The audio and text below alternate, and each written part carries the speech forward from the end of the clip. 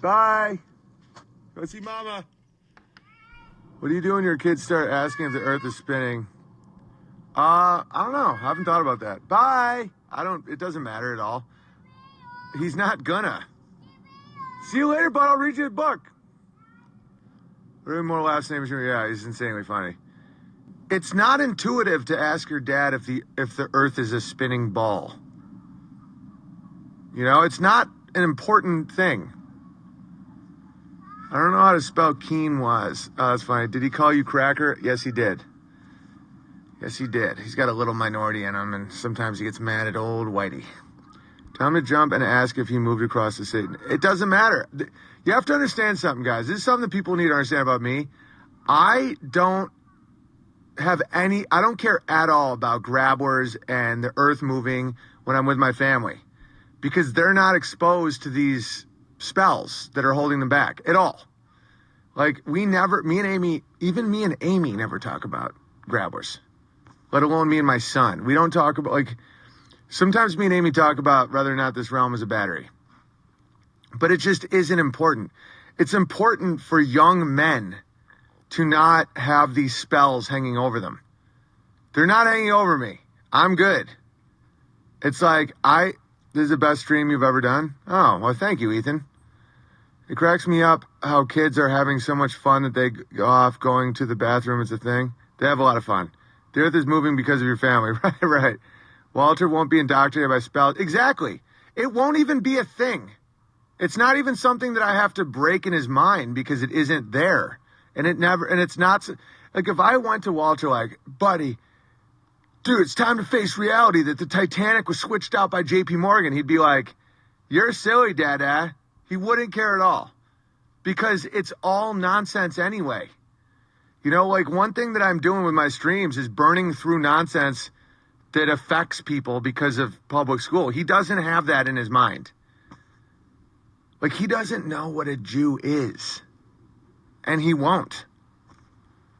It will be easy for him to see the stupidity. Oh, I know. Well, it doesn't matter.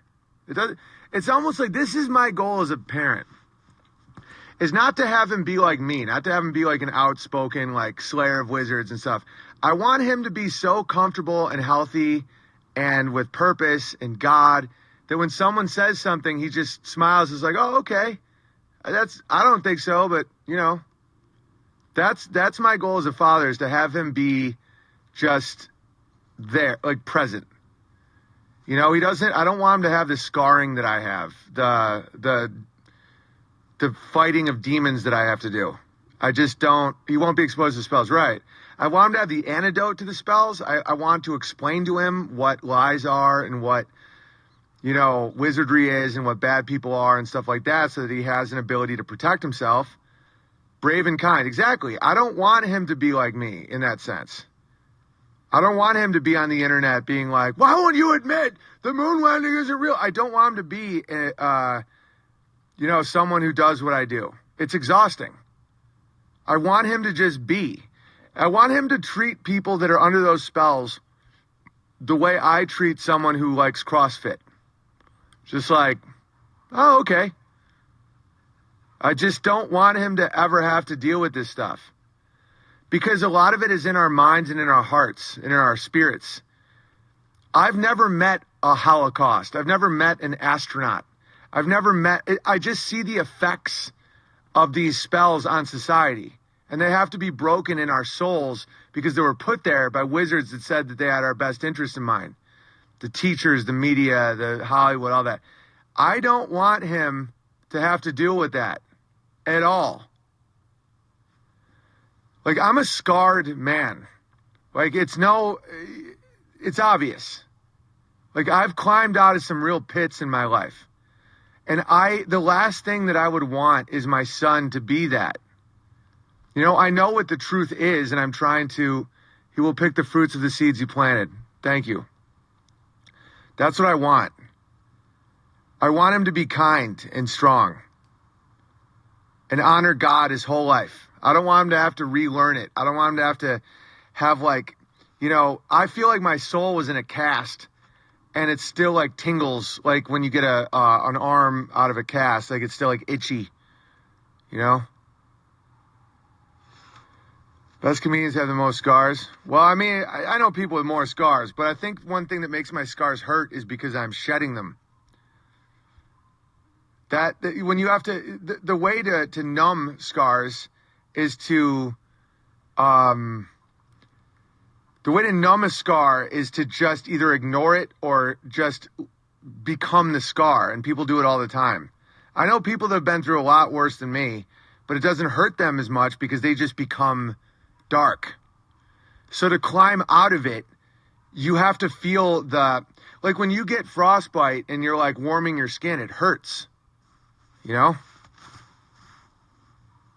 It's like, I don't want him to have to feel that. I want him to be strong. I want him to feel pain to make him grow. I don't want him to be in a padded room, but I don't want him to be told he's a burden. I don't want him to be told that he's cancer like I was as a kid.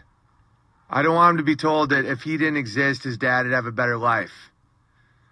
You know, my homosexual father used to tell me that when I was 9, 8, 7. You know, he'd tell me that if I wasn't around, he'd have a better life. When he'd take me on car rides and stuff.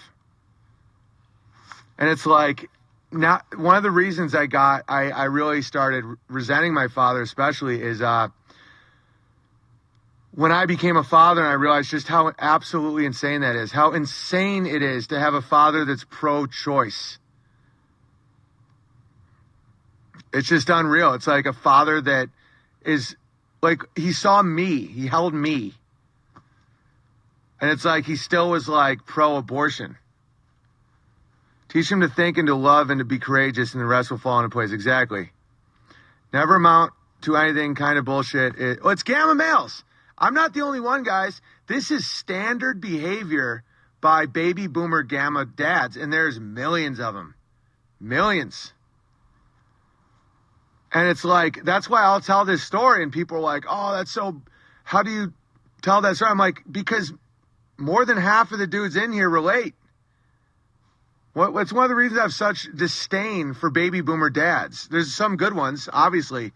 But the amount of dads that treated their kid like a burden is unbelievable. My dad wanted me to abort it. It's just unfathomable. And we're breaking that cycle now. Our generations are not going to do that.